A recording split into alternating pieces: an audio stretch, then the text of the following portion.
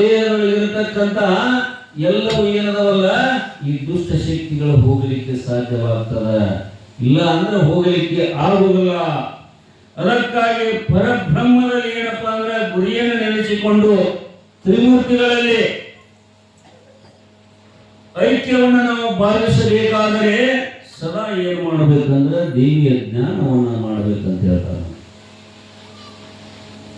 ಅಂತ ಒಂದು ಜ್ಞಾನವನ್ನ ಮಾಡುವವರು, ಪಠನವನ್ನ ಮಾಡುವವರು ಏನಪ್ಪಾ ಅಂದ್ರ ಬಹಳ ಆನಂದದಿಂದ, ಸುಖದಿಂದ, ನೆಮ್ಮದಿಯಿಂದ ಜೀವನ ಮಾಡಲಿಕ್ಕೆ ಸಾಧ್ಯವಾಗ್ತದ.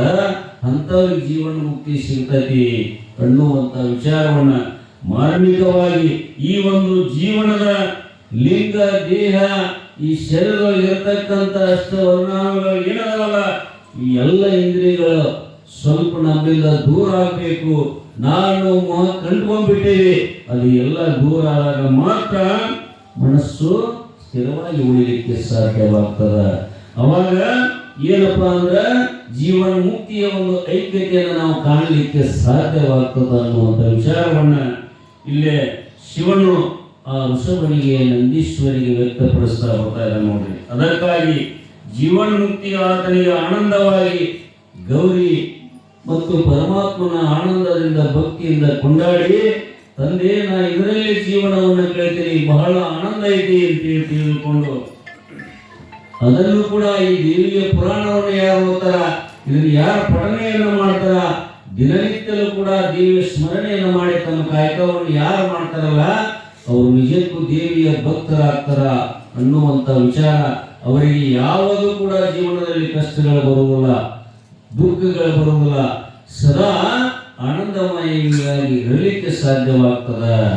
ಅದಕ್ಕಾಗಿ ದೇವಿಯ ಪುರಾಣವನ್ನು ಯಾರು ಓದ್ತಾರ, ಆರಾಧನೆಯನ್ನು ಮಾಡ್ತಾರ, ಅವರಿಗೆ ನಿರಂತರವಾಗಿ ಆ ತಾಯಿಯ ರಕ್ಷಣೆ ಇರ್ತದ. ಅದರಿಂದ ಮನುಷ್ಯನ ಈ ಒಂದು ಕೆಟ್ಟ ದುಷ್ಟ ಶಕ್ತಿಗಳೇನ ದೇಹದೊಳಗದವಲ್ಲ ಅವು ಎಲ್ಲವೂ ಹೋಗಲಿಕ್ಕೆ ಸಾಧ್ಯವಾಗ್ತದ.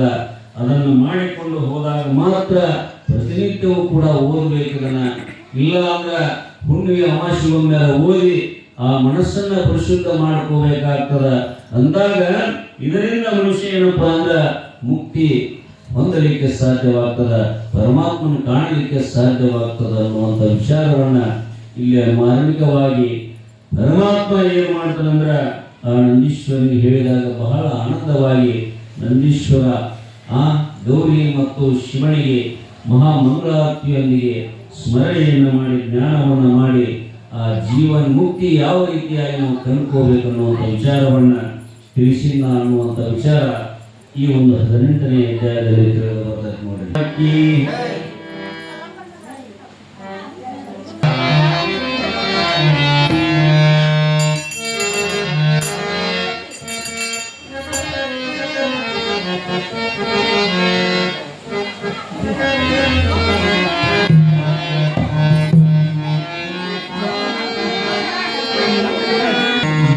बड़े कर्म समान हवा मडल